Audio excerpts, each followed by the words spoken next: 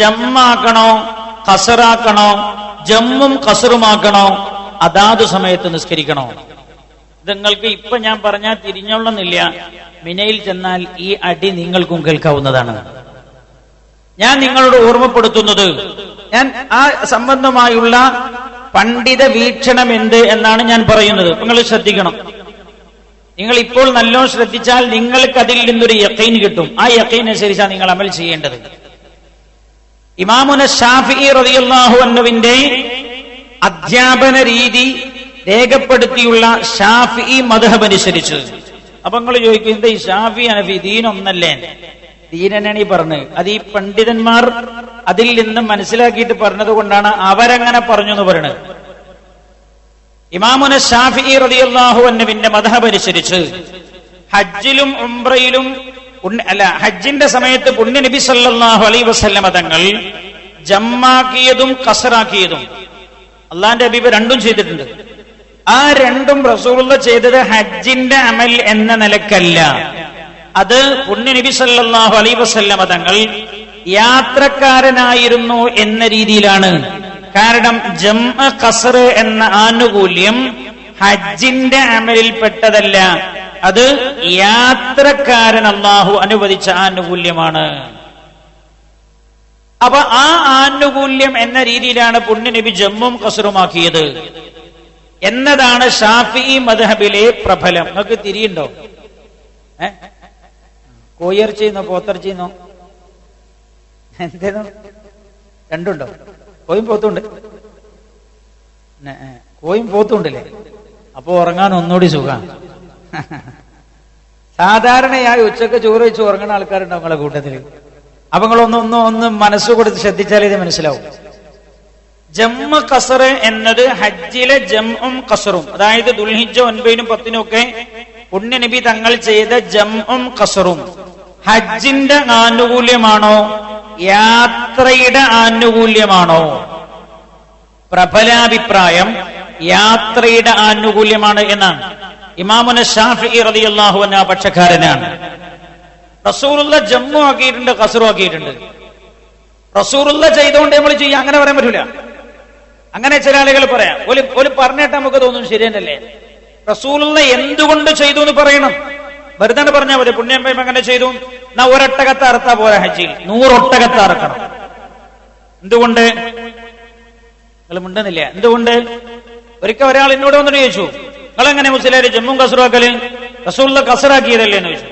നിങ്ങളെന്തായി പറഞ്ഞു? റസൂലുള്ള ചെയ്ത മാതിരിയല്ലേ ചെയ്യുന്നത്. ഞാൻ ചോദിച്ചു, റസൂലുള്ള എന്തുകൊണ്ടാ ചെയ്ത്?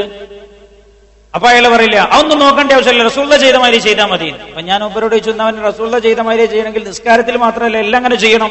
പുണ്യ നബി ഹജ്ജിൽ 100 ഒട്ടകങ്ങളെ അറുത്തു, 63 റസൂലുള്ള അറുത്തു. ബാക്കി ആരെ അറക്കാൻ ഏൽപ്പിച്ചു? സയ്യിദുനാ അലി റളിയല്ലാഹു അൻഹുവിനെ അറക്കാൻ ഏൽപ്പിച്ചു. 63 റസൂലുള്ള അറുത്തു, ബാക്കി അലി റളിയല്ലാഹു അൻഹു അറക്കാൻ പറഞ്ഞു. അപ്പൊ ഓല് എത്ര അറക്കണം? നിങ്ങൾ മുണ്ടില്ല.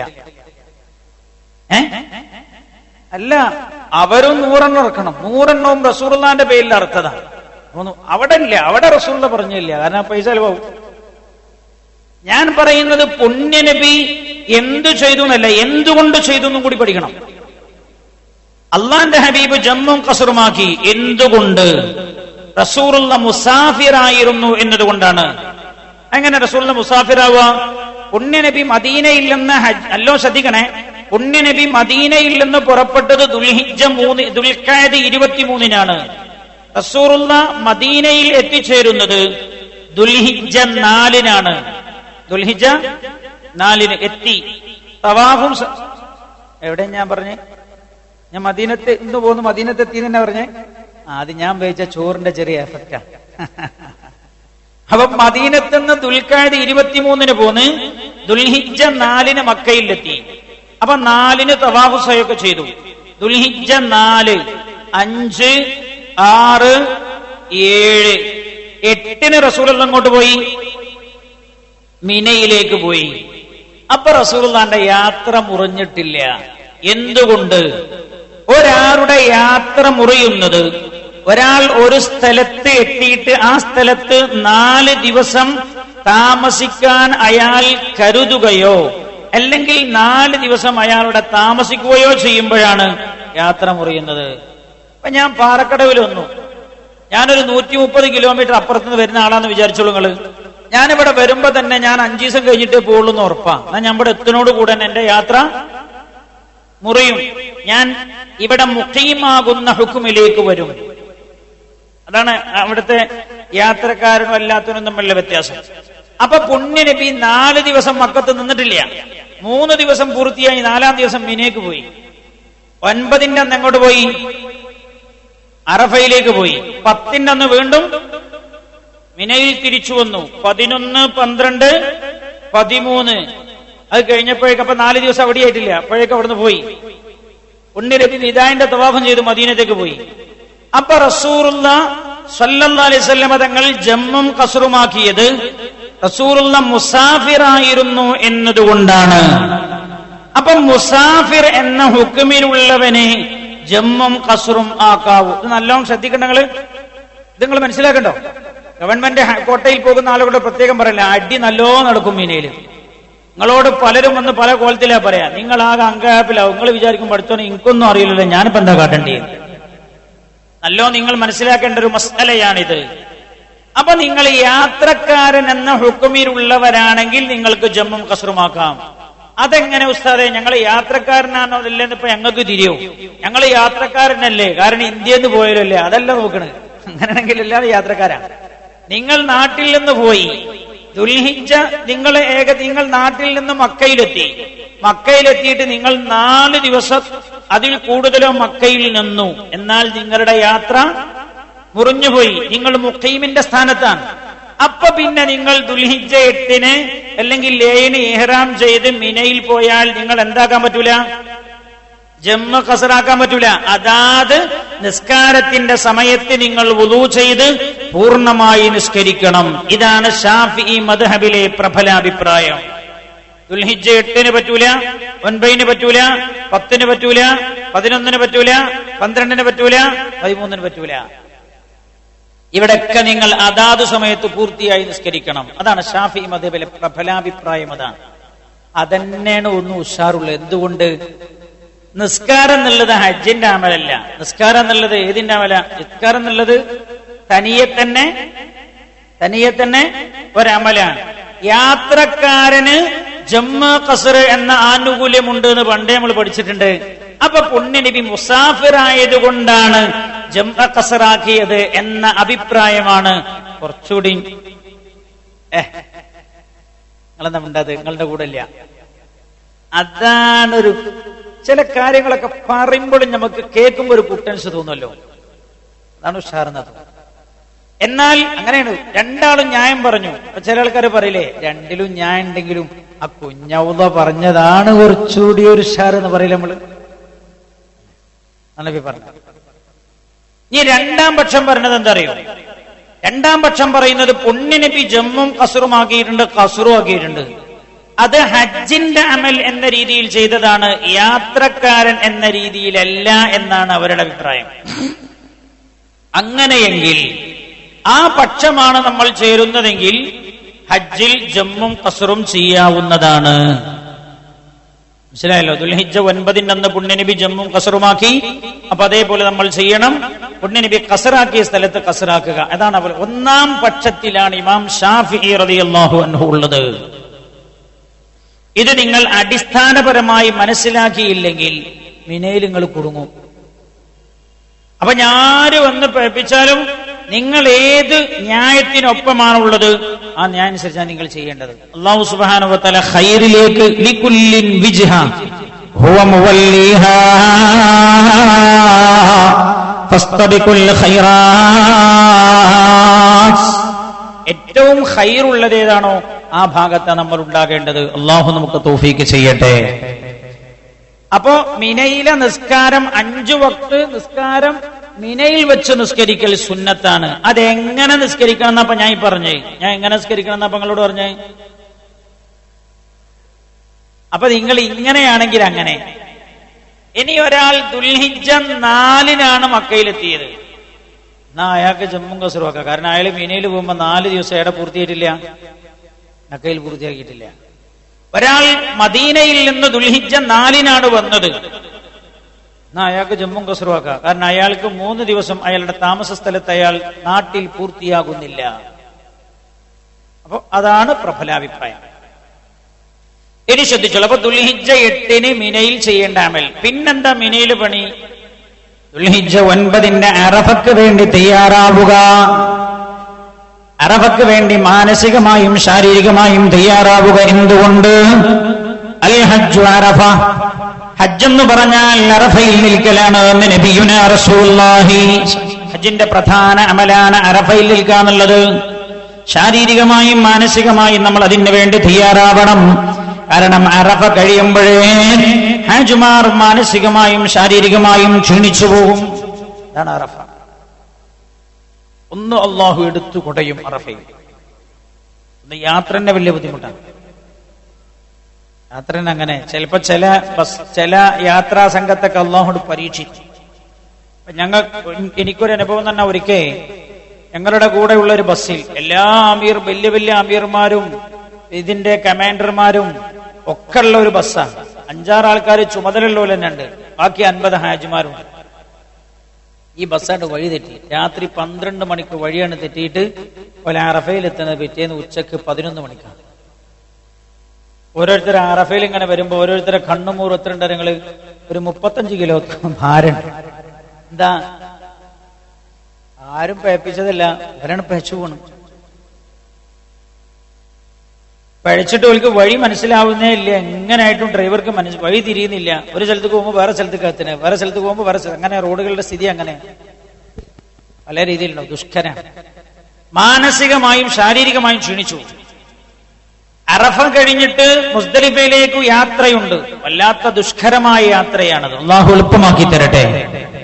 അപ്പൊ ഈ അറഫക്ക് വേണ്ടി മാനസികമായി ഒരുങ്ങാന്ന് പറഞ്ഞാൽ എന്താ? പൂർണ്ണമായി തൗബ ചെയ്ത് അറഫയുടെ മണ്ണിൽ നമ്മൾ പോയി നിൽക്കുന്ന സമയത്ത് അള്ളാഹു നമ്മളെ സ്വീകരിക്കുന്ന കോലത്തിലാവണം.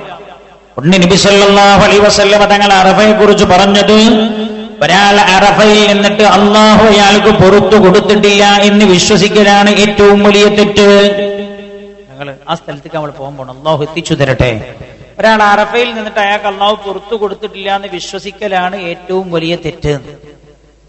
നബി സല്ലല്ലാഹു അലൈഹി വസല്ലം തങ്ങൾ പറഞ്ഞു, അള്ളാഹു തന്റെ മലക്കുകളെ നോക്കിയിട്ട് അഭിസംബോധനം ചെയ്യുമത്രേ, അതോനി ശുഹസൻ ഹുബറാ,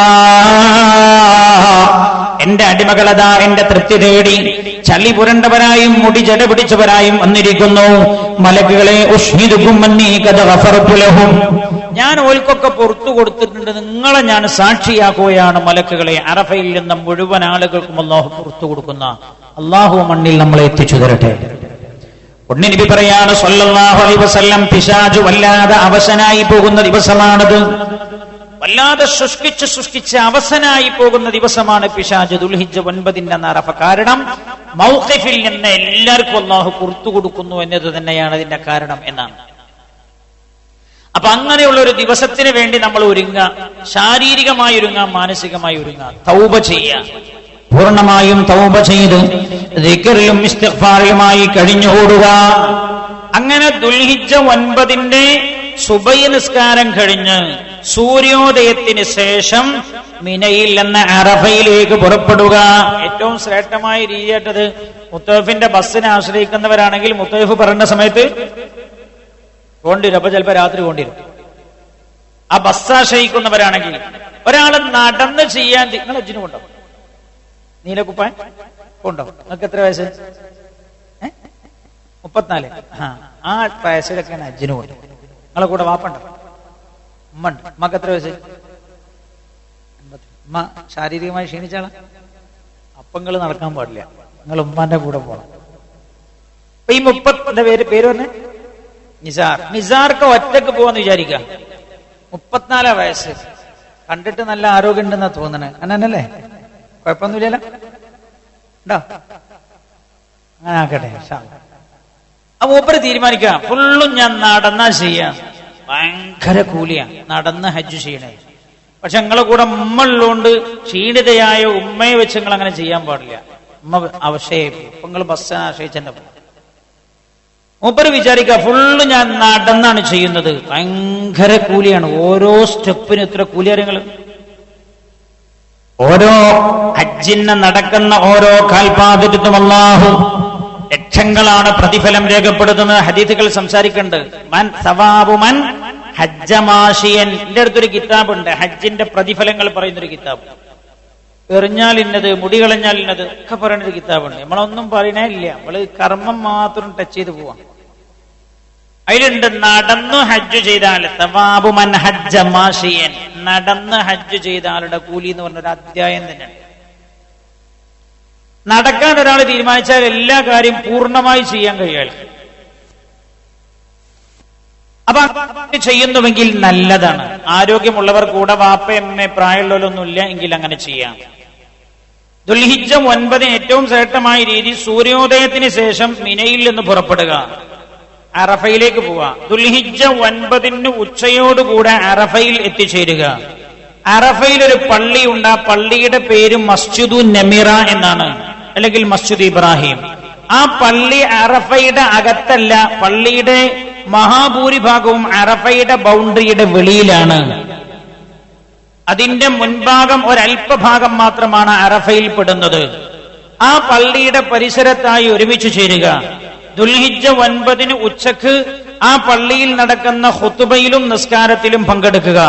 അതിനുശേഷം അറഫയുടെ ബൗണ്ടറിക്കകത്തേക്ക് കയറി നിൽക്കുക. അറഫയുടെ ബൗണ്ടറി എല്ലാ ഭാഗത്തും അടയാളം വെച്ച് വേർതിരിച്ചിട്ടുണ്ട്.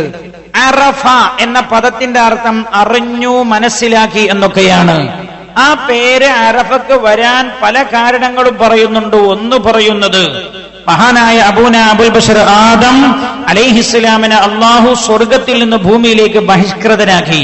ഹവ്വാ ബീബി റളിയല്ലാഹു അൻഹയും ബഹിഷ്കൃതരാക്കി. രണ്ടുപേരെയും അള്ളാഹു ഭൂമിയിലേക്ക് ഇറക്കിയപ്പോ ആദം നബിയെ സിലോണിലായിരുന്നു അള്ളാഹു ഇറക്കിയത്, ഹവ്വാ ബീവിയെ ജിദ്ദയിലായിരുന്നു. അവർ രണ്ടുപേരും ഒരുപാട് വർഷം പരസ്പരം തെരഞ്ഞു നടന്നു. അങ്ങനെ അവർ രണ്ടുപേരും കണ്ടുമുട്ടിയത് അറഫ എന്ന് പറയുന്ന സ്ഥലത്ത് വെച്ചായിരുന്നു. അതുകൊണ്ടാണ് അതിന് അറഫ, അറിഞ്ഞു, മനസ്സിലാക്കി, തിരിച്ചറിഞ്ഞു, പരിചയപ്പെട്ടു എന്നൊക്കെ അർത്ഥമുള്ള അറഫ എന്ന് പേര് വന്നത് എന്ന് മഹാന്മാർ വ്യാഖ്യാനിക്കുന്നുണ്ട്. നമുക്കും അല്ലാഹു തൗഫീഖ് ചെയ്യട്ടെ. ഞാൻ അവസാനിപ്പിക്കുകയാണ്. അപ്പോ ആ പ്രധാനികളായ സ്വഹാബികൾ അന്ത്യവിശ്രമം കൊള്ളുന്ന ജന്നത്തുൽ ബഖയിൽ പോവുക. സുബൈക്ക് ശേഷം അല്പസമയം, അസറിന് ശേഷം അല്പസമയം തുറന്നിടും. പുരുഷന്മാർക്ക് ഉള്ളിൽ കയറാം. എല്ലാവരുടെയും ഖബർ അതിന്റെ ആമുഖ ഭാഗത്ത് ആരള്ളോന്നും ഓല് പറഞ്ഞു തരും. അവിടെ കുറെ തട്ടട്ട മുസ്ലിംമാരുണ്ടാവും. ഓലിങ്ങനെ പറയും, നമ്മൾ ആരാട് മൻഹാദാന്ന് വെച്ചാൽ പറയും കുല്ലു അസ്ഹാബ് റസൂലുള്ളാഹി സല്ലം അലൈഹിം ഉഖ്റുജ്, ഞാൻ സലാം ചൊല്ലി പുറത്തേക്ക് പറഞ്ഞിരുമല്ലോ. അപ്പൊ മുൻഭാഗത്തുള്ളതൊക്കെ പ്രധാനികളാണ്, അവർക്കൊക്കെ സലാം ചൊല്ലുക, ദുആ ചെയ്യുക. അതാണ് നമ്മൾ ചെയ്യേണ്ട മറ്റൊരു കാര്യം. 5. ഇനി 6ാമത്തെ കാര്യം ശ്രദ്ധിച്ചോളൂ. ഒക്കെ ഞാൻ ഒറ്റടിക്ക് പറയണേ. മദീന മുനവ്വറയിലെ ഓരോ മണൽത്തരിക്കും ചരിത്രങ്ങൾ പറയാറുണ്ട്. കാരണം പുണ്യനബി സല്ലല്ലാഹു അലൈഹി വസല്ലം തങ്ങൾ 10 കൊല്ലം ജീവിച്ചത് അവിടെയാണ്. അറിയാവുന്ന നല്ല പരിചയസമ്പന്നരായ ആളുകളെ കൂട്ടിയിട്ട് ആ സ്ഥലങ്ങളൊക്കെ ഒന്ന് പോയി കാണാം. 72ഓളം ചരിത്ര സ്ഥലങ്ങൾ മദീനത്ത് ഇപ്പോഴും കാണാൻ. എത്ര 72. സാധാരണ ഹജ്ജിന് വന്നാൽ ആളുകൾ പോകുന്ന സ്ഥലമുണ്ട്, അതെങ്കിലും നിങ്ങൾ പോകണം. ഒന്ന് മസ്ജിദു ഖിബലതൈൻ, 2 ഖിബലയിലേക്കും റസൂലുള്ളാഹി തിരിഞ്ഞ് നിസ്കരിച്ച പള്ളി. ഞാനിപ്പോ ചരിത്രം പറയാൻ സമയമില്ലാത്തതുകൊണ്ട് അങ്ങനെ പറയണുള്ളൂ. 2 മസ്ജിദു ഖുബ, മദീനത്തെത്തിയിട്ട് റസൂലുള്ളാഹി ആദ്യം നിർമ്മിച്ച പള്ളി. 3 ഖന്തഖ് യുദ്ധം നടന്ന സ്ഥലം, സബഉ മസാജിദ്. 4 ഉഹദ് രണഭൂമി.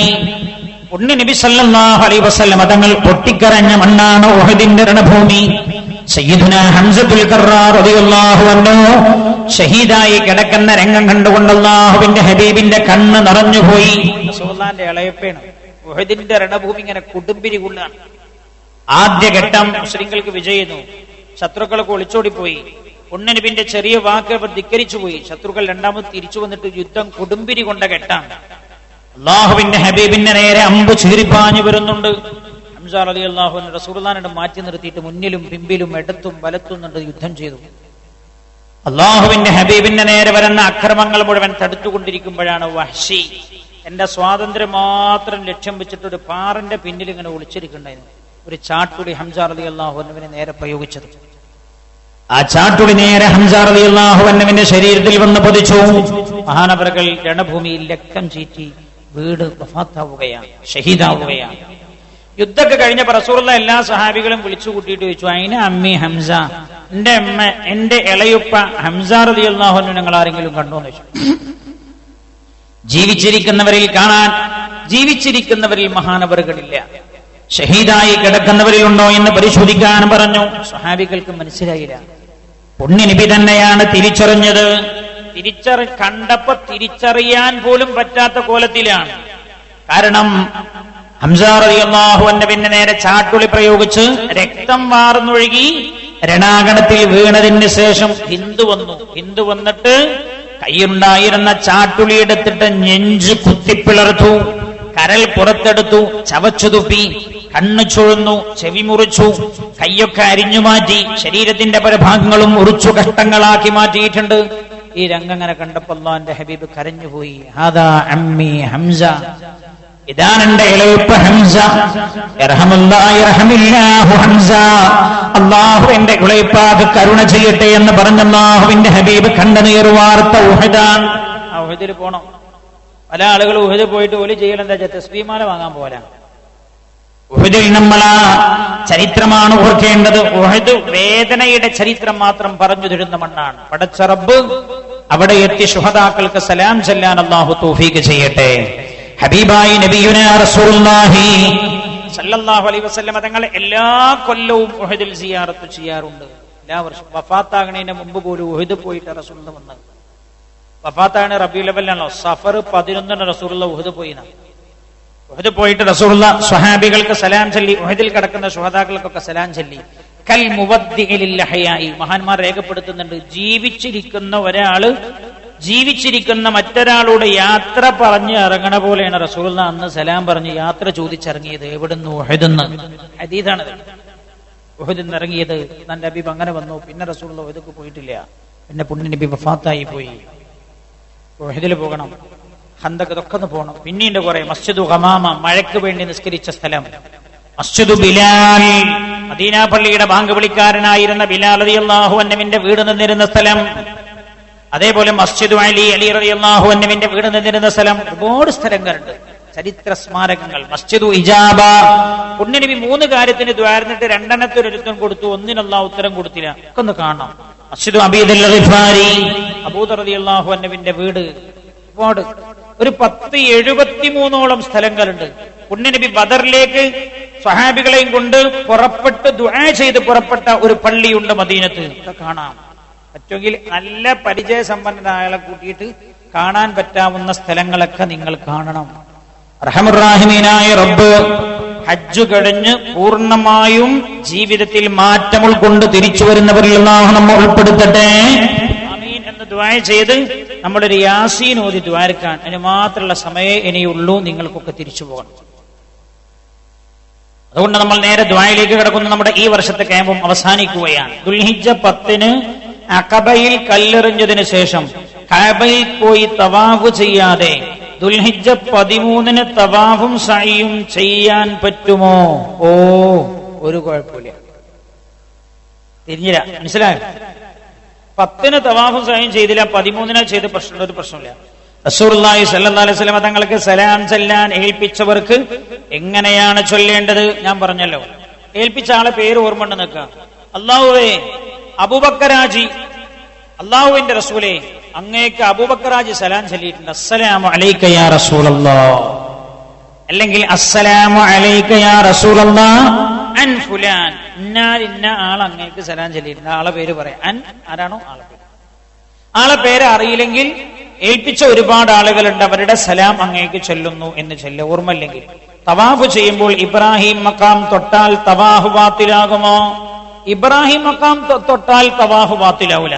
മക്കാം ഇബ്രാഹിം എന്ന് പറഞ്ഞത് ഇതാണ്. ഇത് പലകയാണ്. ഇതാന്ന് പറഞ്ഞാൽ ഇവിടെ ഇങ്ങനെ ഉണ്ടാവും, ഇങ്ങനെ ഒരു സ്ഥാനം കാണാൻ. ഇത് ഈജർ ഇസ്മായിൽ. അത് ഞാൻ പറയണ്ടത് മക്കാം ഇബ്രാഹിം. ചില ആളുകളൊക്കെ അങ്ങനെ പോകുമ്പോൾ തൊട്ടുമുത്തനാണ്. അത് തൊട്ടുമുത്തനയിൽ പ്രത്യേകത. കാരണം മക്കാം ഇബ്രാഹിം എല്ലാം കളി തൊടുന്നത്. ഇത് മക്കാം ഇബ്രാഹിം ഇതിന്റെ ഉള്ളിലാണ്, അതിന്റെ കവറിന്റെ ഉള്ളിലാണ്. അതിന്റെ പുറത്ത് ഏതോ നാട്ടിൽ നിന്ന് കൂടുന്ന ഒരു പിച്ചളന്റെ സാധനം ഒരു കുബ്ബ ഉണ്ടാക്കി വെച്ചതാ. നിങ്ങൾ ഈ ഇങ്ങനെ ആക്കണത് ഏതോ തുർക്കിന്ന് അമേരിക്കന്ന് എവിടുന്ന് കൊടുന്ന ഈ പെച്ചളാണ് നിങ്ങൾ ഇങ്ങനെ ആക്കുന്നത്. അതിന്റെ ഉള്ളിലുള്ള കല്ലാണ് മക്കാം ഇബ്രാഹിം. അപ്പൊ ചില ആളുകൾ ചെയ്യില്ല, അതിനൊന്നും ഒരു അർത്ഥമില്ല. മക്കത്തെ എന്താണോ നമ്മളോട് ചെയ്യാൻ പറഞ്ഞത് നമ്മൾ ചെയ്യേണ്ടത്. അപ്പോ ഇത് തൊട്ടാൽ തവാഫ് ബാത്തിലാവുകയില്ല. പക്ഷേ ഇതൊരാൾ തൊട്ടു, ഇത് ഹിജ്ർ ഇസ്മായിലാണ്. ഒരാള് തവാഫ് അങ്ങനെ ചെയ്യുമ്പോ അയാൾ കുറച്ച് നീളമുള്ള ആളുമാണ്, അയാൾക്ക് കൈ ഇങ്ങനെ വെച്ച് തവാഫ് ചെയ്യാൻ എന്തോ ഒരു സുഖം.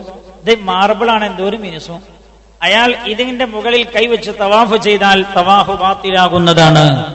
വിഷമിക്കുന്ന ഒരാൾക്ക് സ്വർണം പണയം വെക്കാൻ കൊടുത്തിരുന്നു, അത് അവർ വാങ്ങിത്തന്നില്ലെങ്കിൽ ഹജ്ജ് ശരിയാവില്ലേ? ആ സ്വർണം പണയം വെക്കാൻ കൊടുത്ത ആളാരാണോ മറ്റേ ആൾ ചെയ്യുന്ന തെറ്റിൽ ഈ കൊടുത്ത ആളും പങ്കാളിയാണ്. എനിക്ക് മനസ്സിലായില്ല?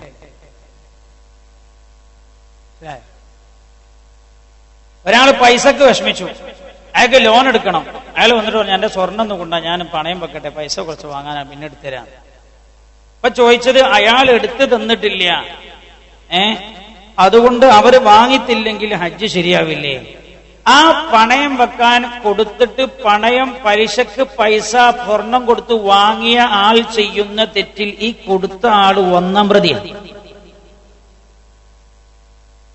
ആ ജാതി ഏർപ്പാട് ചെയ്യാൻ പാടില്ല. പലിശ തനി ഹറാമാണ്. ആകിലുർ റിബ വമൂകിലുഹു വകാതിബുഹു വശാഹിദുഹു കുല്ലുഹും ഫിന്നാർ. പലിശ വാങ്ങുന്ന ആൾ, പലിശ കൊടുക്കുന്ന ആൾ, അങ്ങനെയാണ്. മൂക്കിലുഹു എന്ന് പറഞ്ഞാൽ പൈസ അങ്ങോട്ട് കൊടുക്കുന്ന ആളെന്നാ. അപ്പൊ സ്വർണം വെച്ചിട്ട് പൈസ എടുത്താൽ ഓൻ പലിശ കൊടുക്കുന്ന ആളാ. മൂക്കിലുഹു വകാതിബുഹു, പലിശക്ക് വേണ്ടി ക്ലർക്ക് പണിയെടുക്കുന്ന ആള്. വശാഹിദുഹു, ജാമ്യം നിൽക്കുന്ന ആള്. കുല്ലുഹും പിന്നാർ, എല്ലാവരും നരകത്തിലാണ്. ഇത് ഞാൻ പറഞ്ഞാൽ കേട്ടോ, അള്ളാന്റെ ഹബീബ് പറഞ്ഞതാ. അതുകൊണ്ട് ഒരു വേഗം തൗബ ചെയ്യണം, എത്രയും പെട്ടെന്ന് ആ സ്വർണം തിരിച്ചു വാങ്ങണം. ആ സ്വർണം തിരിച്ചു വാങ്ങണം. നിങ്ങൾ അയാൾക്ക് പൈസ കടം കൊടുത്താളി, അയാളെ സഹായിക്കണം എന്നല്ല പൂതി, പൈസ കടം കൊടുത്താളി. ഭയങ്കര ഭയങ്കര തെറ്റാണ്. ഒരാള് തെറ്റ് ചെയ്യണേക്കാളും വലിയ അപകടമാണ് വേറെ ആളോട് തെറ്റ് ചെയ്യിപ്പിക്കുന്നത്. കഴിഞ്ഞ വർഷം ഇവിടെ ക്ലാസ്സിന് പങ്കെടുത്ത് ഹജ്ജിന് പോയ മൂസ ഹാജി എന്ന വ്യക്തി പെട്ടെന്ന് ഒരു സൈഡ് മുഴുവനും തളർന്നു ഹോസ്പിറ്റലിൽ കഴിയുകയാണ്. അള്ളാഹു അവരുടെ രോഗം നീ സുഖപ്പെടുത്തി കൊടുക്കണേ അല്ലാ. അള്ളാഹു അവർക്ക് നീ ആഫിയത്ത് നൽകണേ അല്ലാ. ആദ്യ ദിവസം ജംറക്ക് എറിഞ്ഞു തിരിച്ചു തവാഫും സായും ചെയ്യൽ നിർബന്ധമാണോ? എറിഞ്ഞു കഴിഞ്ഞതിന് ശേഷം ഇല്ലല്ല, അന്ന് തന്നെ തവാഫും സായും ചെയ്യൽ നിർബന്ധമില്ല. നിങ്ങൾക്ക് അന്ന് ചെയ്യാൻ കഴിയില്ല, നല്ല ക്ഷീണുണ്ട്, പിന്നെ ചെയ്താൽ മതി. എറിഞ്ഞിട്ട് വേഗം നിങ്ങൾ റൂമിൽ പോയി മുടിയൊക്കെ എടുത്തിട്ട് ഭയങ്കര ക്ഷീണം, ഉഷാറായിട്ട് ഉറങ്ങുക. നല്ല ക്ഷീണൊക്കെ മാറി പിറ്റേന്ന് നിങ്ങൾക്ക് ചെയ്താൽ തിരക്കടില്ലാന്ന് തോന്നാണ്, അന്ന് പോയി ചെയ്യാം. അന്നും ചെയ്യാൻ കഴിയില്ല, നല്ല ഉറങ്ങിക്കൂടി. പിന്നെ നിങ്ങൾക്ക് 13 കഴിഞ്ഞ് റൂമിൽ പോയിട്ട് ഒരു 15 അന്ന് കുറച്ചൊരു ഉന്മേഷമൊക്കെ ഇങ്ങനെ വന്നു, നിങ്ങളൊന്നും പോയി ചെയ്താൽ മതി. മനസ്സിലായല്ലോ? ചെയ്യാൻ കഴിയില്ലെങ്കിൽ പിന്തിക്കുന്നതിന് വിരോധമില്ല. ജീവിച്ചിരിപ്പുള്ള പ്രയാസമുള്ള പോവാൻ പറ്റാത്ത എന്റെ ഉപ്പാക്ക് വേണ്ടി ഉംറ ചെയ്യാൻ പറ്റുമോ? വയസ്സ് 90, ചെയ്യാം. ആ ഉപ്പാക്ക് ശാരീരികമായി ഇവിടെ എത്താൻ പറ്റില്ലെങ്കിൽ നിങ്ങൾക്ക് ചെയ്യാം. വാപ്പയുടെ സമ്മതപ്രകാരമാവണം നിങ്ങൾ ചെയ്യേണ്ടത്. എന്റെ മക്കൾക്ക് ഒരു കുഞ്ഞു ഉണ്ടാവാൻ പ്രത്യേകം ദുആ ചെയ്യണം. അൽഹംദുലില്ലാഹ്, ഒരു സന്തോഷം കൂടി നിങ്ങളോട് പറയണ്ട. കഴിഞ്ഞ വർഷം നമ്മൾ ഈ ക്യാമ്പിൽ വെച്ച് ദുആ ചെയ്തിരുന്ന കുറെ മക്കളില്ലാത്തവർക്ക് വേണ്ടി. അതിൽ ഒരാളുടെ ഭാര്യ ഗർഭിണിയായിട്ടുണ്ട് എന്ന വിവരം അയാളത് പറയാൻ വേണ്ടി മാത്രം രാവിലെ ഇവിടെ വന്നിരുന്നു. അപ്പൊ എന്നോട് പറഞ്ഞു, നിങ്ങൾ ദുആ മാറ്റണം ഉസ്താദേ, ഇനി കുട്ടി ഉണ്ടാണല്ലോ ദ്വാരക്കണ്ടേ, ഇനി പ്രസവം എളുപ്പമാവാന്, അപ്പോഴും ദുആ നിർത്താനായിട്ടില്ല. അല്ലാഹു സുബ്ഹാനഹു വ തആല നല്ലൊരു കുഞ്ഞിനെ ആ കുടുംബത്തിന് അല്ലാഹു പ്രദാനം ചെയ്യട്ടെ.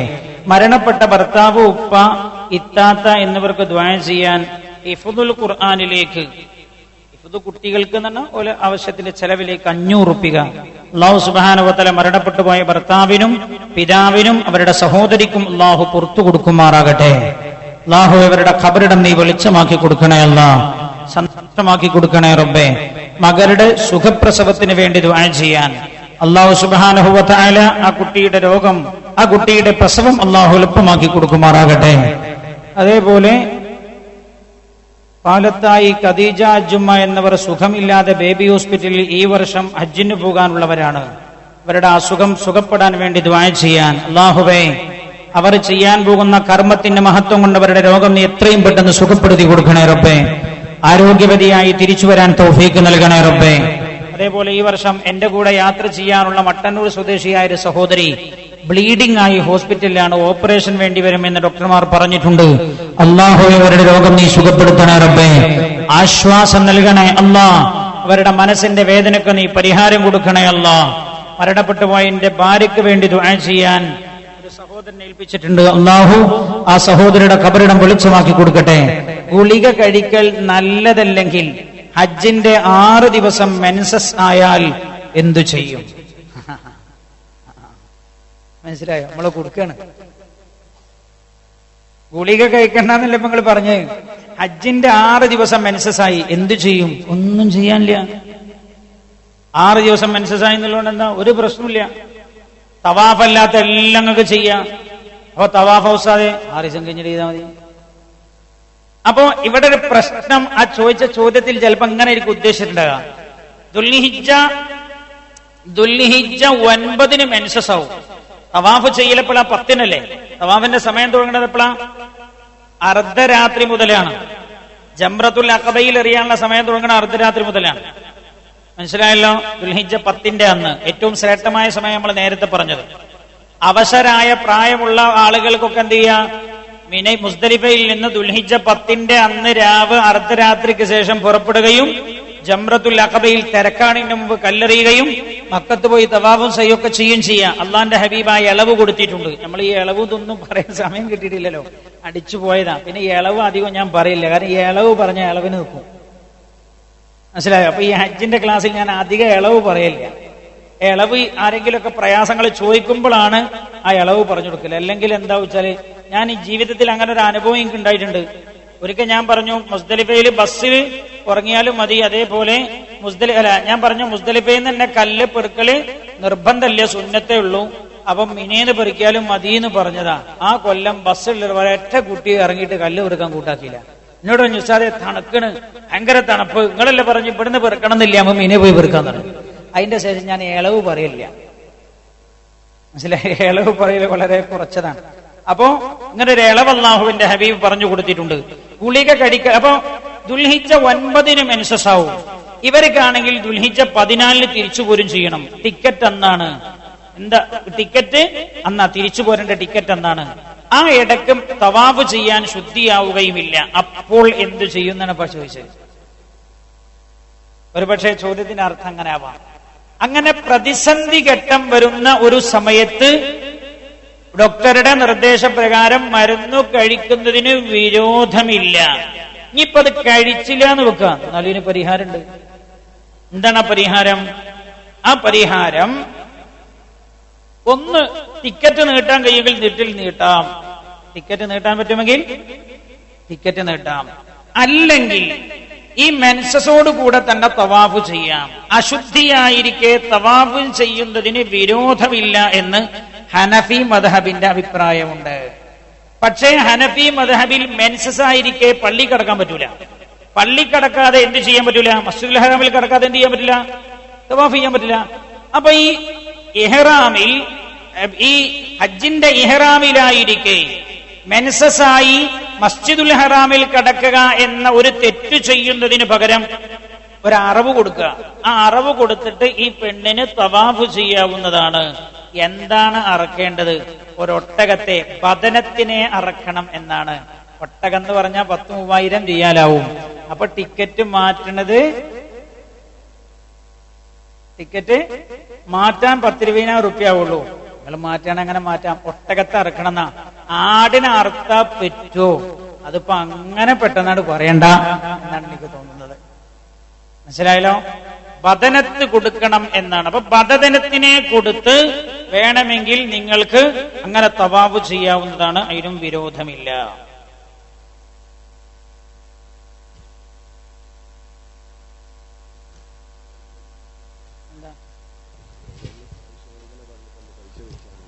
ഇനി നമ്മൾ വേഗം യാസീൻ ഓതി ദുആ ചെയ്യുകയാണ്. പിന്നെ കുറച്ചുകൂടി കാര്യങ്ങളൊക്കെ പറയാനുണ്ട്, സമയം കിട്ടിയിട്ടില്ല, പിന്നെ പറയാം. മൊയ്തു മുസ്ലിയാർ ബേബി ഹോസ്പിറ്റലിലാണ് ദുആ ചെയ്യാൻ ഒരു സഹോദരൻ ഇന്നലെ ഏൽപ്പിച്ചിട്ടുണ്ട്. അസുഖമായി കിടപ്പിലാണ് അവർ. അള്ളാഹുരുടെ രോഗം സുഖപ്പെടുത്തി കൊടുക്കട്ടെ. ഇത് നമ്മൾ പറഞ്ഞു. ഇനി എന്താ? മരിച്ചുപോയ മാതാപിതാക്കൾക്കും സുഖമില്ലാത്ത പേരമക്കൾക്കും ദുആ ചെയ്യാൻ 1000 റുപ്പിക. പിന്നെ വേറെ സഹോദരൻ 500 റുപ്പിക.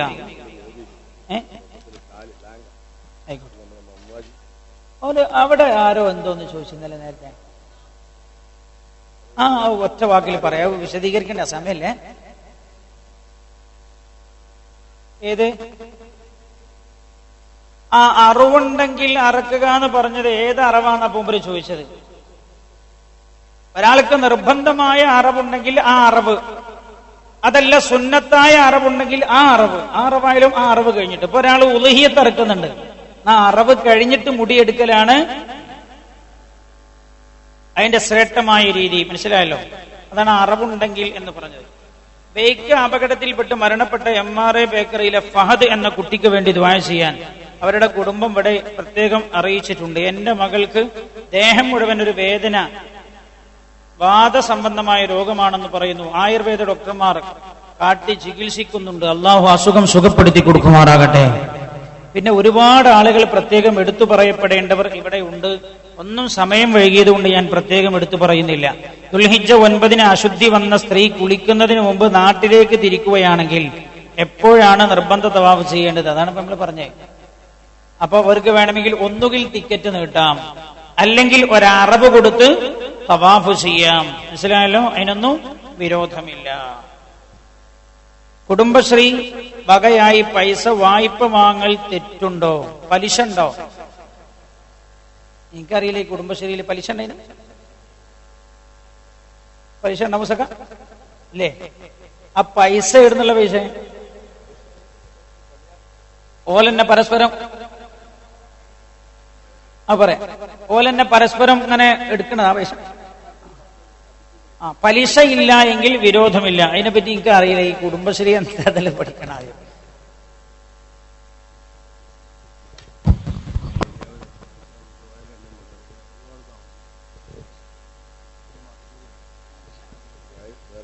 കുഞ്ഞലീമ പതിയാക്കര വടകര എന്ന സഹോദരിയെ ആള് വിളിക്കുന്നുണ്ട് എന്ന് അറിയിച്ചിട്ടുണ്ട്. നമ്മൾ യാസീനൊരു ദുആ ചെയ്യാൻ പോവുകയാണ്. സഹോദരന്മാരെ, കഴിഞ്ഞ 2 ദിവസമായി ഇവിടെ നടന്നുവരുന്ന ഹജ്ജ് പഠന ക്യാമ്പിന് നാനാവിധത്തിലുള്ള സഹായം നൽകിയവരുണ്ട്. ഇവിടെ തയ്യാറാക്കിയ പന്തൽ പരിപൂർണമായും ഡിജിറ്റൽ സൗണ്ട് ആൻഡ് സർവീസ് അവര് സ്വയം സ്പോൺസർ ചെയ്തതാണ്. അതുപോലെ ഭക്ഷണവും മറ്റ് സൗകര്യങ്ങളും ഒക്കെ ഒരുക്കുന്നതിന് സാമ്പത്തികവുമായ സഹായങ്ങൾ നൽകിയവർ, ഈ പരിപാടി വിജയിപ്പിക്കുന്നതിന് വേണ്ടി ആത്മാർത്ഥമായി കൈമൈ മറന്ന് അധ്വാനിച്ച സഹോദരന്മാർ എല്ലാവർക്കും ഈ സംഘാടക സമിതിയുടെ പേരിൽ നന്ദി രേഖപ്പെടുത്തുന്നു. അതുപോലെ ഈ ഇസ്ലാമിക് ഷംസുൽ ഉലമ ഇസ്ലാമിക് സെന്ററിന്റെ ഭാരവാഹി കൂടിയായ ബഹുമാനപ്പെട്ട മാക്കൂൽ മമ്മു ഹാജി ഒരു ഓപ്പറേഷൻ കഴിഞ്ഞ് വിശ്രമിക്കുകയാണ്. അദ്ദേഹത്തിന് വേണ്ടി ഇവിടെ പ്രാർത്ഥിക്കുന്നതാണ്. കഴിഞ്ഞ 2 ദിവസമായി ഇന്നലെയും ഇന്ന് രാവിലെയുമൊക്കെ ഇവിടെ സജീവമായി വളണ്ടിയർ സേവനമനുഷ്ഠിച്ച അബ്ദുള്ള എന്ന സഹോദരന്റെ മാതാവ് ഇന്ന് വീണ് പരിക്ക് പറ്റിയ ആസ്പത്രിയിലാണ്. അവർക്ക് വേണ്ടി ഇവിടെ പ്രാർത്ഥിക്കുന്നതാണ്. എല്ലാവരുടെയും ഹലാലായ ആഗ്രഹങ്ങളും അഭിലാഷങ്ങളും പൂർത്തീകരിക്കുന്നതിന് വേണ്ടി പ്രാർത്ഥിക്കുന്നതായിരിക്കും. ഒപ്പം ഹാജിമാരോട് സംഘാടകരെന്ന നിലയ്ക്ക് ഞങ്ങൾക്ക് അപേക്ഷിക്കാനുള്ളത്, പാറക്കടവിലെ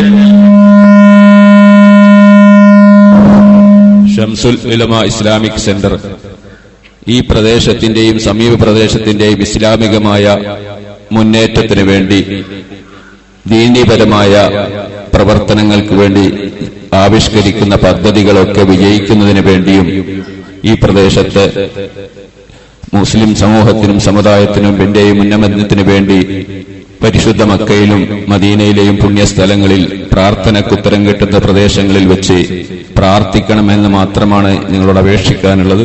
നിങ്ങളുടെ പ്രാർത്ഥനയിൽ ഞങ്ങളെയും കൂടി ഓർമ്മിക്കുക എന്ന് മാത്രം ആവശ്യപ്പെട്ടുകൊണ്ട്,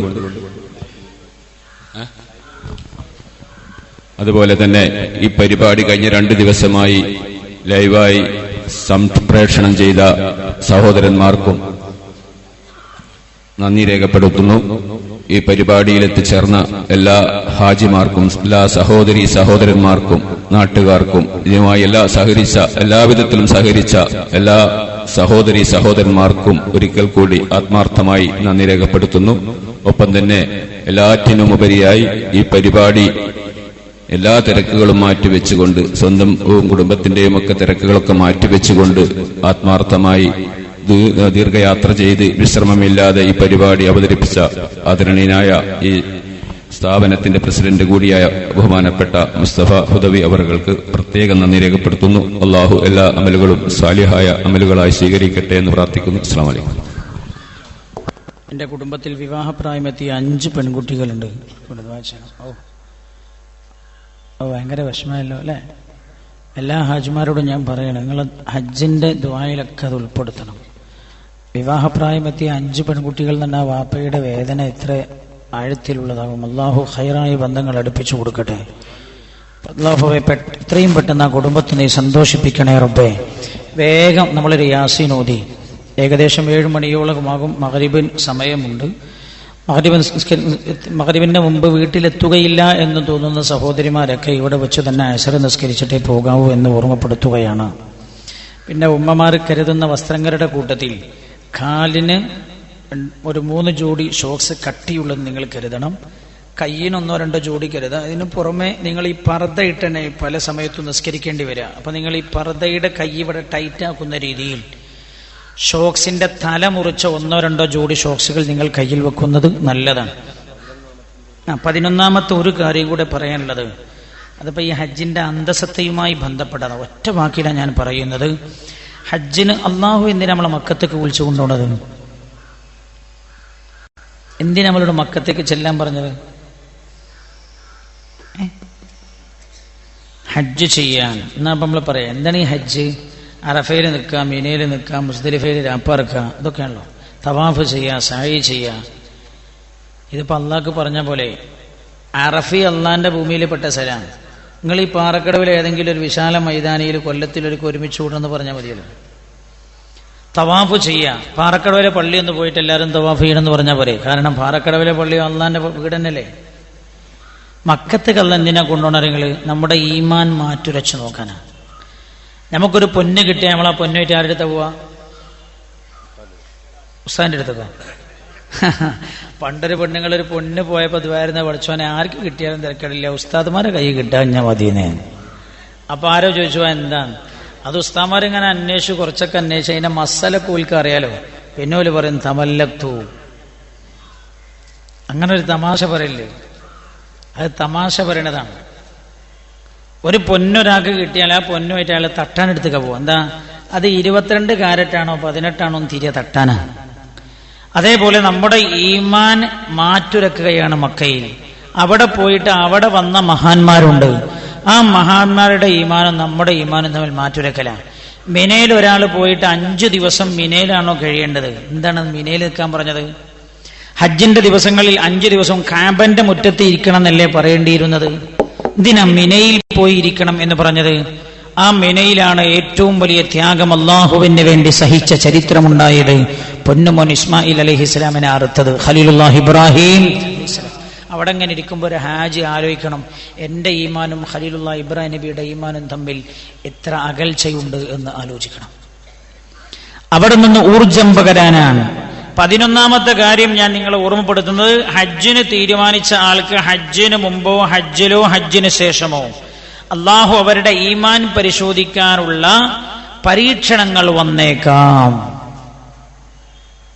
എന്തുകൊണ്ട് മക്കയിലേക്ക് ചെന്ന അള്ളാഹു ഇഷ്ടപ്പെട്ട എല്ലാവരെയും അള്ളാഹു കഠിനമായി പരീക്ഷിച്ചിട്ടുണ്ട്. അള്ളാഹു ഇഷ്ടപ്പെട്ട ആരൊക്കെ മണ്ണ് പോയിട്ടുണ്ടോ കഠിനമായി അള്ളാഹു പരീക്ഷിച്ചിട്ടുണ്ട്. ഒന്ന് ഹബീബായ റസൂലുള്ളാഹി സ്വല്ലല്ലാഹു അലൈഹി വസല്ലം. എന്തൊക്കെ പരീക്ഷണങ്ങൾ?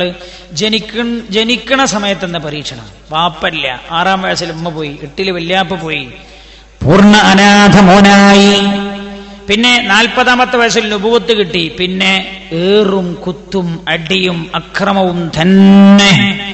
13 കൊല്ലം പിടിച്ചു നിൽക്കാനും കഴിഞ്ഞില്ല. മദീനയിലേക്ക് പോയി. മദീനയിലേക്ക് പോയില്ല സ്ഥിതി എന്താ? പിന്നെ 10 കൊല്ലത്തോളം ദീർഘമായ യുദ്ധങ്ങൾ തന്നെ. ആ ഹബീബ് ഭൂമിയിൽ ഒരു ദിവസം പോലും സുഖത്തോടെ കടന്നുറങ്ങിയിട്ടില്ല. എന്നിട്ട് പിന്നെ ഹജ്ജൊക്കെ കഴിഞ്ഞ് വന്നിട്ട് നമ്മൾ പറയാ ഹജ്ജ് പരമസുഖം എന്ന് പറഞ്ഞാൽ അതിന്റെ അർത്ഥം നമ്മളെ ഹജ്ജ് അള്ളാഹു പരിഗണിച്ച ഹജ്ജായിട്ടുണ്ടാവൂല എന്നാ. ഹജ്ജിൽ സുഖം തേടി പോകുന്നവരോട് ഞാൻ പറയാണ്, വളരെ ഗൗരവത്തോടെ നമ്മൾ ചിന്തിക്കണം. എന്തെങ്കിലും ഒരു പരീക്ഷണം അല്ലാഹു തരും. നമ്മൾ ഈമാൻ എങ്ങനെ ഉണ്ട് എന്ന് നോക്കാൻ. എൻ്റെ അഭിപ്രായം നമ്മളത് വലിങ്ങനെ പരീക്ഷണമൊന്നും വേണ്ട. നമ്മൾ മദീനത്തേക്ക് പോകുമ്പോഴോ അല്ലെങ്കിൽ അറഫെ പോകുമ്പോഴോ ബസ്സിന്റെ AC ഒന്ന് കേടായാൽ മതി, എന്നാ തിരിയും നമ്മളെ ഈമാൻ എങ്ങനെ ഉണ്ട്. നമ്മൾ ഇബ്രാഹിം നബിന്റെ ഈമാനൊക്കെ പരീക്ഷിക്കാൻ മോനെ അറക്കാനൊക്കെ പറയേണ്ടി വന്നു അള്ളാഹുവിന്. അള്ളാന്റെ ഹബീബിന്റെ ഈമാൻ പരിശോധിക്കാൻ ഒരുപാട് യുദ്ധങ്ങൾക്ക് അവസരമുണ്ടാക്കി അള്ളാഹു. നമ്മളെ ഈമാൻ പരിശോധിക്കാൻ യുദ്ധമൊന്നും വേണ്ട മൂസക്ക. ഒരു 5-10 മിനിറ്റ് ബസ്സിന്റെ AC ഓഫായാൽ ബസ്സിൽ നടക്കുന്ന കച്ചറ കണ്ടാൽ മനസ്സിലാവും നമ്മളെ ഈമാൻ എത്രയാണ്. വെറുതെ കൊണ്ടുപോകുന്നതല്ല. അതുകൊണ്ട് നിങ്ങൾ പരീക്ഷണം പ്രതീക്ഷിക്കേണ്ടതാണ്. ഒരാൾ മക്കത്തേക്ക് പോകാൻ വേണ്ടി ഒരുങ്ങിയപ്പോഴാ അയാൾക്ക് 2 പെൺകുട്ടികളും ഒരു ആൺകുട്ടിയാ. ആൺകുട്ടി മരിച്ചുപോയി. മോൻ ആക്സിഡന്റായി മരിച്ചുപോയി. മക്കത്ത് പോകാൻ ഒരുങ്ങിയപ്പോ ആ പെണ്ണ് തവാഫൊക്കെ ഇങ്ങനെ ചെയ്യുന്നതിനിടക്ക് ബോധം കിട്ടു വീഴുമായിരുന്നു ഈ ടെൻഷനായിട്ട്. അല്ലാഹുവിന്റെ പരീക്ഷണമാണ്. പല പരീക്ഷണം ഉണ്ടാവുക. പരീക്ഷണം പല നബലുവന്നകും ബിശൈഇൻ മിനൽ ഖൗഫി വൽ ജൂഇ. ഖൗഫ് എന്ന് പറഞ്ഞാൽ പേടി, ടെൻഷൻ. അപ്പൊ ചില ആളുകൾക്ക് ഇപ്പൊ തന്നെ ഉണ്ടാവും, പഠിച്ചോൻ എത്ര പോലെ ആൾക്കാരെ കാണുമ്പോൾ എനിക്ക് ബേജാറാവുമല്ലോ. അത് പരീക്ഷണത്തിന്റെ ഒരു ഭാഗമാണത്. മിനൽ ഖൗഫി വൽ ജൂഇ വനഖ്സിൻ മിനൽ അംവാൽ. ചിലർക്ക് ഹജ്ജ് കഴിഞ്ഞു വന്നു. എന്റെ സുഹൃത്തുണ്ടായിരുന്നു ബാംഗ്ലൂരിൽ, ഭയങ്കര കച്ചവടക്കാരായിരുന്നു. ഹജ്ജ് കഴിഞ്ഞ് വന്നതിന് ശേഷം കച്ചവടം മുഴുവൻ പൊളിഞ്ഞുപോയി, ഭയങ്കര തകർച്ചയിലായി. ഞാൻ കണ്ടപ്പോൾ ചോദിച്ചു, എങ്ങനെയുണ്ട്? എന്നോട് സാറേ പരീക്ഷണമാവുന്നാ തോന്നുന്നത്. സാരില്ല, ഒരു കാലത്ത് അള്ളാഹു എമ്പാടും തന്നു, ഇപ്പൊ അള്ളാഹു തിരിച്ചെടുത്തതാവും. ഞാൻ ഈയിടെ അയാളെ കണ്ടപ്പോൾ ചോദിച്ചപ്പോൾ എന്നോട് പറഞ്ഞു, സാറേ രണ്ടാമത് ഞാൻ പഴയ അവസ്ഥയിലേക്ക് തന്നെ തിരിച്ചെത്തിയിട്ടുണ്ട്. അപ്പൊ അള്ളാഹു പിന്നൊന്ന് പിൻവലിച്ചിട്ട് നോക്കിയതാ അവന്റെ കൽബ് എങ്ങനെയാണ്. ഇപ്പൊ ഞാൻ ഹജ്ജിന് പോണ്ടില്ലേന്നു എന്നിട്ട് തോന്നിപ്പോകുന്നുണ്ടോ എന്ന് അള്ളാഹു പരിശോധിക്കുന്നതാണ്. പല രീതിയിലും പരീക്ഷണം വരാം. ഏത് ഘട്ടം വന്നാലും ഈമാൻ പതറിപ്പോകരുത് എന്ന് ഓർമ്മപ്പെടുത്തുന്നു. അൽ-ഫാത്തിഹ. അഊദു ബില്ലാഹി മിനശ് ശൈത്വാനിർ റജീം. ബിസ്മില്ലാഹിർ റഹ്മാനിർ റഹീം. അൽഹംദുലില്ലാഹി റബ്ബിൽ ആലമീൻ അർറഹ്മാനിർ റഹീം മാലികി യൗമിദ്ദീൻ. ഇയ്യാക നഅ്ബുദു വ ഇയ്യാക നസ്തഈൻ. ഇഹ്ദിനസ് സിറാത്തൽ മുസ്തഖീം. المغضوب عليهم ولا الضالين آمين. എല്ലാവരും വിചാരിക്കേണ്ടത് നമ്മളെ വാപ്പാക്കുമാർക്കൊക്കെ വേണ്ടി ഒന്നും ദ്വാരക്കാൻ വേണ്ടി ഇരിക്കുന്നതാണ്. അള്ളാഹുരുടെ ഖബറിടം വിളിച്ചാക്കി കൊടുക്കട്ടെ. നല്ല മനസ്സറിഞ്ഞിട്ട് ഒരു യാസീൻ ഓതിയിട്ട് കുറച്ചു നേരം വൈകിയിട്ടുണ്ട്, എന്നാലും ഒന്നാണ് ദ്വാരന്നിട്ട് പിരിയ. ബിസ്മില്ലാഹിർ റഹ്മാനിർ റഹീം. യാസീൻ വൽ ഖുർആനിൽ ഹകീം. ഇന്നക ലമിനൽ മുർസലീന അലാ സിറാത്തിൻ മുസ്തഖീം. تنزيل العزيز الرحيم. لتنذر قوما ما أنذر آباؤهم فهم غافلون. لقد حق القول على أكثرهم فهم لا يؤمنون. إنا جعلنا في أعناقهم أغلالا فهي إلى الأذقان فهم مقمحون. وجعلنا من بين أيديهم سدا ومن خلفهم سدا فأغشيناهم فهم لا يبصرون. وسواء عليهم أنذرتهم أم لم تنذرهم لا يؤمنون. إنما تنذر من اتبع الذكر وخشي الرحمن بالغيب وبشره مغفرة وأجر كريم. إنا نحن نحيي الموتى ونكتب ما قدموا وآثارهم وكل شيء أحصيناه في إمام مبين. واضرب لهم مثلا أصحاب القرية إذ جاءها المرسلون إذا أرسلنا إليهم اثنين فكذبوهما فعززنا بثالث فقالوا إنا إليكم مرسلون. شرمتنا وما أنزل الرحمن من شيء أنتم إلا تكذبون. قالوا ربنا يعلم إنا إليكم لمرسلون وما علينا إلا البلاغ المبين. قالوا إنا تطيرنا بكم لئن لم تنتهوا لنرجمنكم وليمسنكم منا عذاب أليم. ذكرتم بل أنتم قوم مسرفون.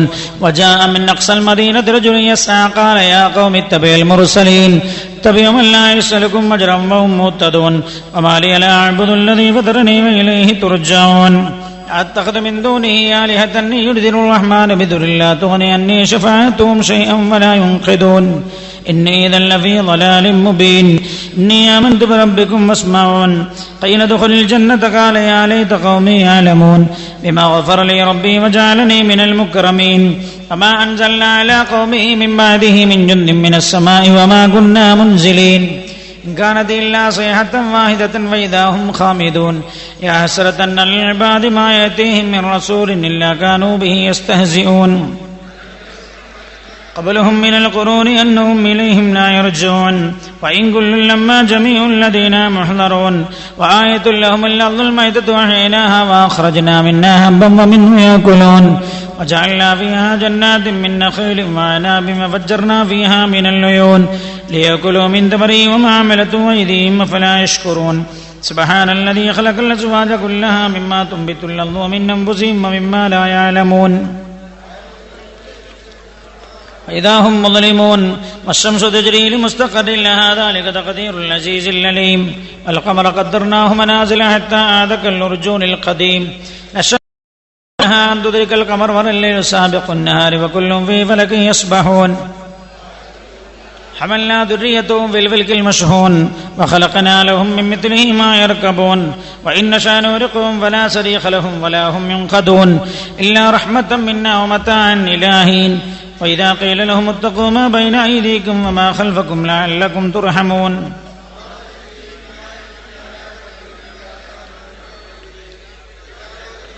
مما رزقكم الله قال الذين كفروا للذين آمنوا أنطعم من لو يشاء الله وطعمه إن أنتم إلا في ضلال مبين يقولون متى هذا الوعد إن كنتم صادقين ما ينظرون إلا صيحة واحدة تأخذهم وهم يخصمون ونفخ في الصور فإذا هم من الأجداث إلى ربهم ينسلون قالوا يا ويلنا من بعثنا من مرقدنا هذا ما وعد الرحمن وصدق المرسلون صيحة واحدة وإذا هم جميع الذين محضرون فاليوم لا تظلم نفس شيئا ولا يجزون إلا ما كنتم تعملون إن أصحاب الجنة اليوم في شغل فاكهون هم وأزواجهم في ظلال على الأرائك متكئون لهم فيها فاكهة ولهم ما يدعون سلام قولا من رب رحيم أمتاز اليوم أيها المجرمون ألم أعهد إليكم يا بني آدم أن لا تعبدوا الشيطان إنه لكم عدو مبين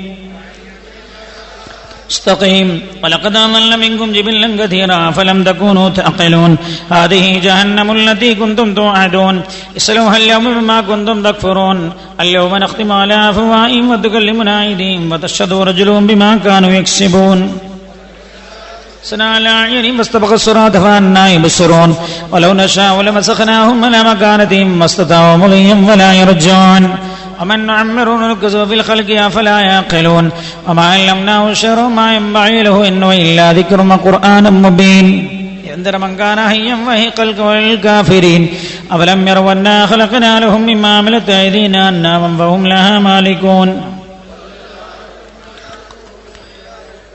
ولهم فيها منافع ومشارب أفلا يشكرون واتخذوا من دون الله آلهة لعلهم ينصرون لا يستطيعون نصرهم وهم لهم جند محضرون فلا يحزنك قولهم إنا نعلم ما يسرون وما يعلنون أولم ير الإنسان أنا خلقنا من نطفة فإذا هو خصيم مبين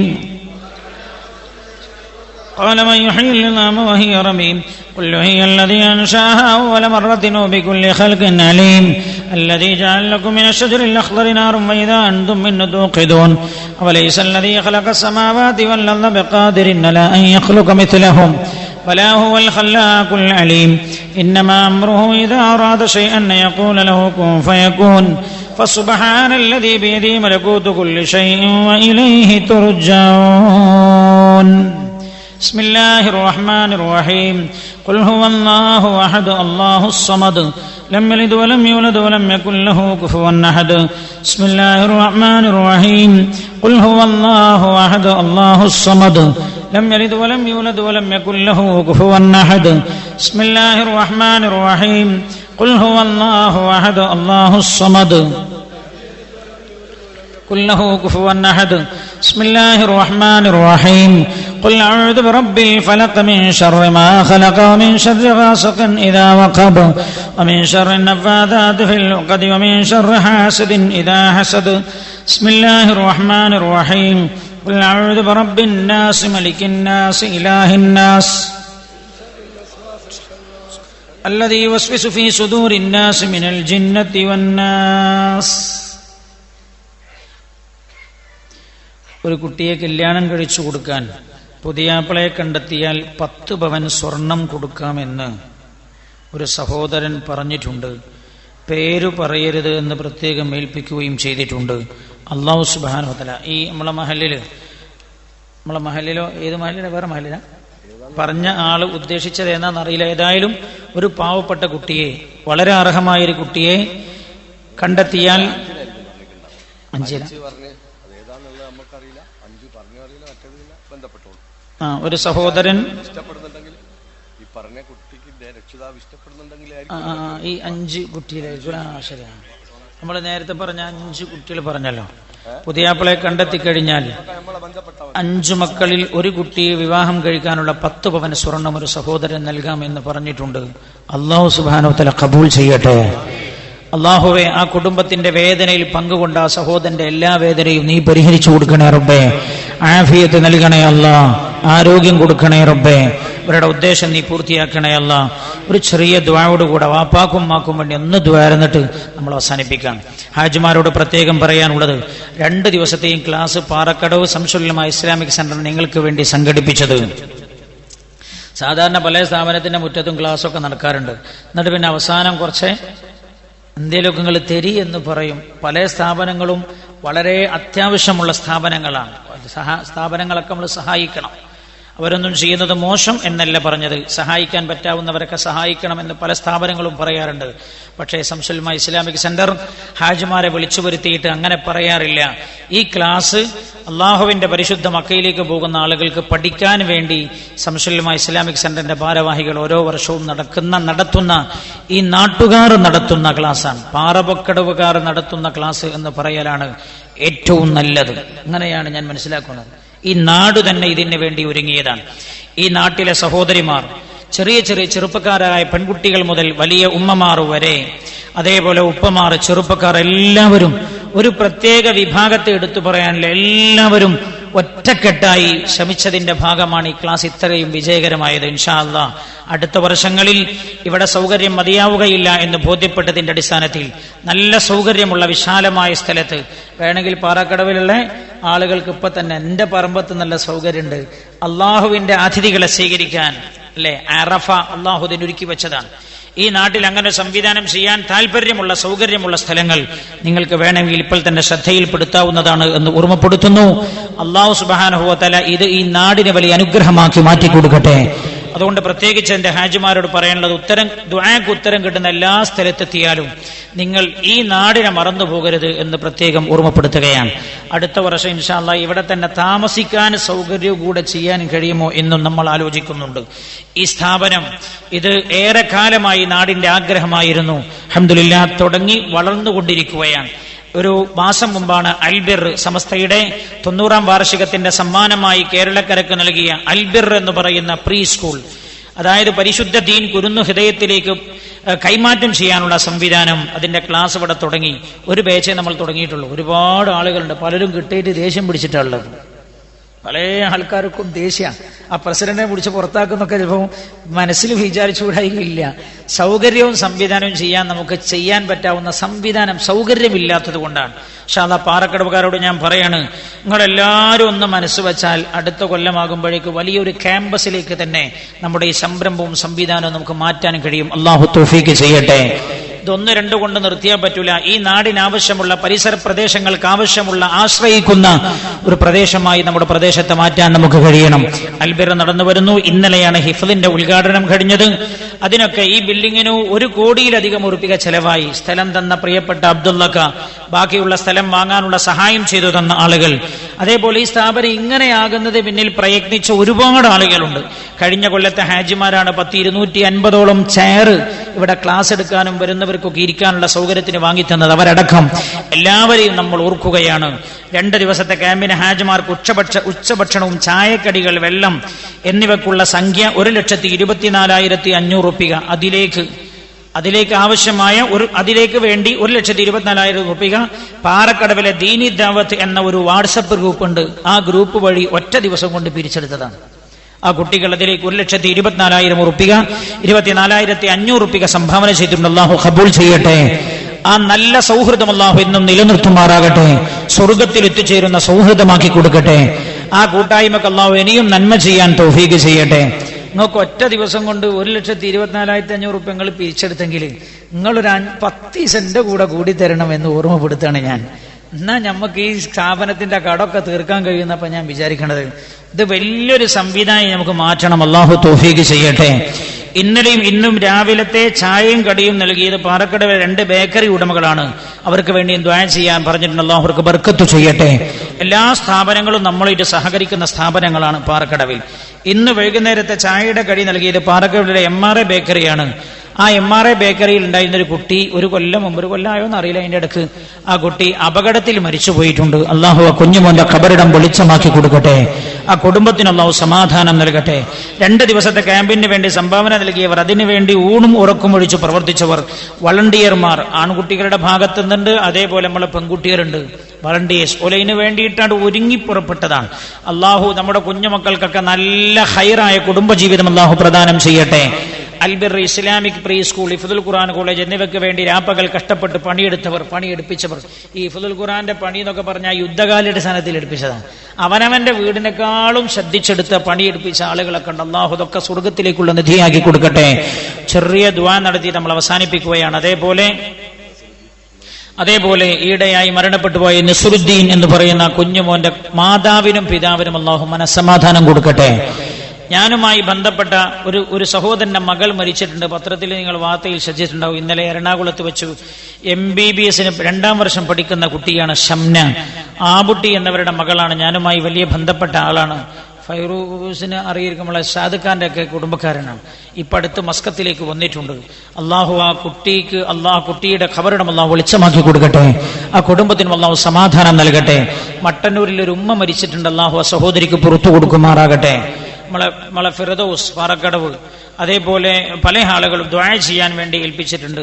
ഒരു പുതുതായി വീടെടുക്കുന്നുണ്ട്. അല്ലാഹു ഖൈറായി ആ വീട്ടിൽ താമസിക്കാൻ തൗഫീഖ് ചെയ്യട്ടെ. മരിച്ചുപോയ അവരുടെയും നമ്മുടെയൊക്കെ മാതാപിതാക്കൾക്കൊക്കെ അല്ലാഹു പുറത്തു തരുമാറാകട്ടെ. ജീവിച്ചിരിക്കുന്ന അല്ലാഹു ദീർഘായുസ്സ് നൽകട്ടെ.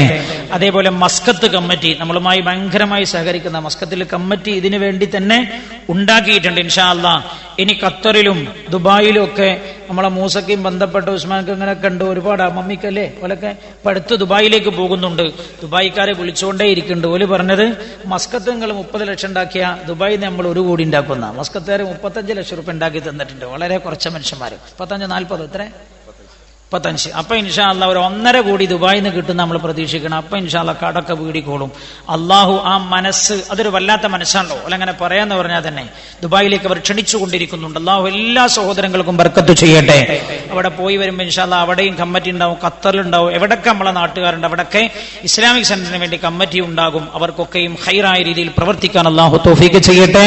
മമ്മിക്കാന്റെ മകൾ ഇന്നലെ പ്രസവിച്ചിട്ടുണ്ട്. അള്ളാഹു ആ കുട്ടിയെ സ്വാലിഹായ കുട്ടിയാക്കി കൊടുക്കട്ടെ. അൽഹംദുലില്ലാഹി റബ്ബിൽ ആലമീൻ ഹംദൻ യുവാഫി നിഅമഹു വയുകാഫിഉ മസീദഹു. اللهم صل على سيدنا محمد وعلى آل سيدنا ومولانا محمد.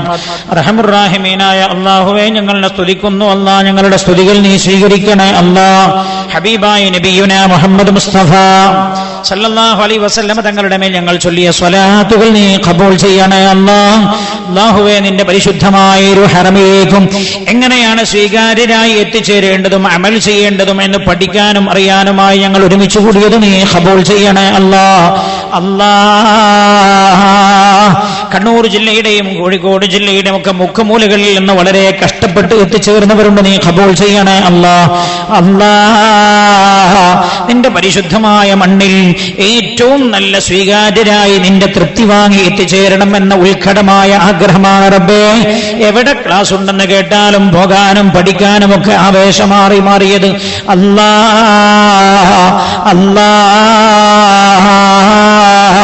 ഒരൊറ്റ നീയത്ത് കൊണ്ട് തന്നെ ഞങ്ങളെ നീ രക്ഷപ്പെടുത്തി തരണേ. അല്ലാഹുവേ, ഞങ്ങൾ ഈ അവസാന സമയത്ത് ഒരുമിച്ച് കൂടിയത് വാപ്പായുടെയും ഉമ്മായുടെയും പൊരുത്തമില്ലാതെ മക്കയിലേക്ക് പോയത് കൊണ്ടൊരു കാര്യവുമില്ല എന്ന് ഇന്നലെ ക്ലാസ്സിൽ പറഞ്ഞല്ല റബ്ബേ. ഉപ്പാക്കൊന്ന് ദുആ ചെയ്യാൻ എല്ലാവരും കൂടിയിരിക്കുന്ന നിന്റെ അതിഥികൾ ഒരുമിച്ച് ചേർന്നിരിക്കുന്ന സരസിൽ വെച്ച് ഉമ്മാക്കൊന്ന് ദുആ ചെയ്യാൻ ഒരാമീൻ ചെല്ലാനായി ഒരുമിച്ച് ജനത നീ ഖബൂൽ ചെയ്യണേ.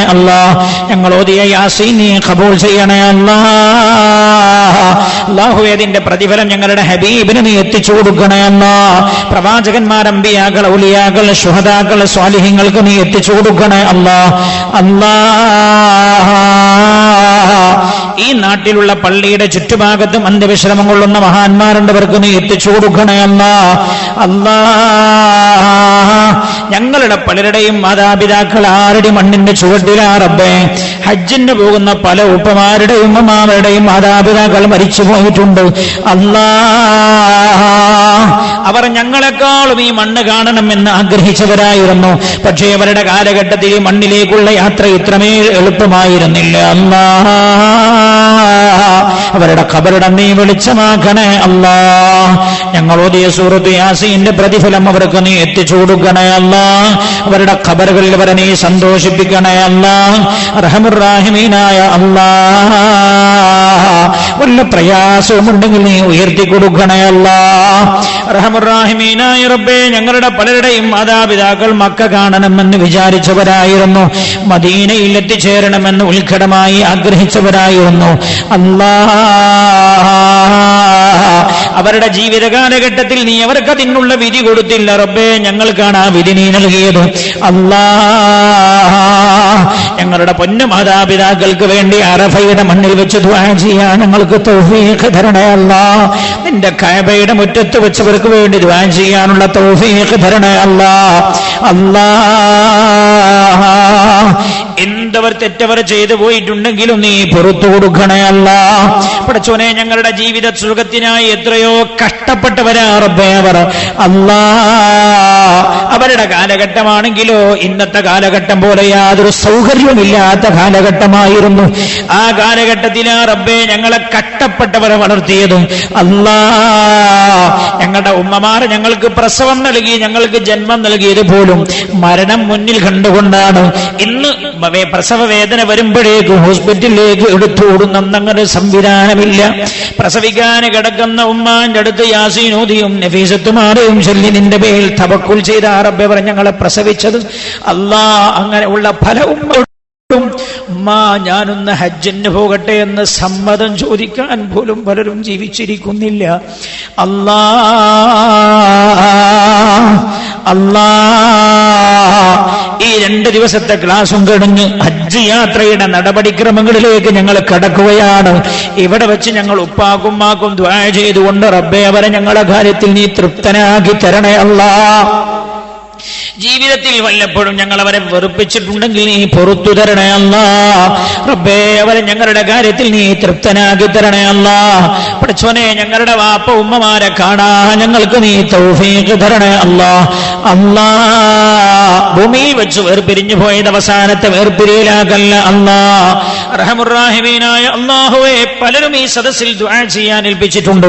അവരുടെ എല്ലാവരുടെ ഉദ്ദേശവും നീ നിറവേറ്റണേ അല്ലാ.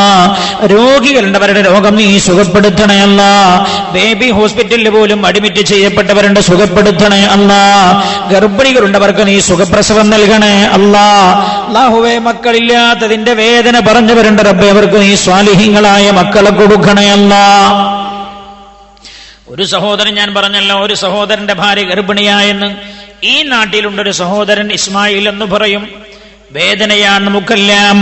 അള്ളാഹുവിന്റെ വിധിയിൽ വലിയ മനക്കരുത്തും ക്ഷമയുമുള്ള കുടുംബമാണ് ആ കുടുംബം. ഞങ്ങളുടെ സഹോദരന്റെ പരീക്ഷണം അവസാനിപ്പിച്ചവർക്ക് നീ വിജയം നൽകണേ അല്ലാ.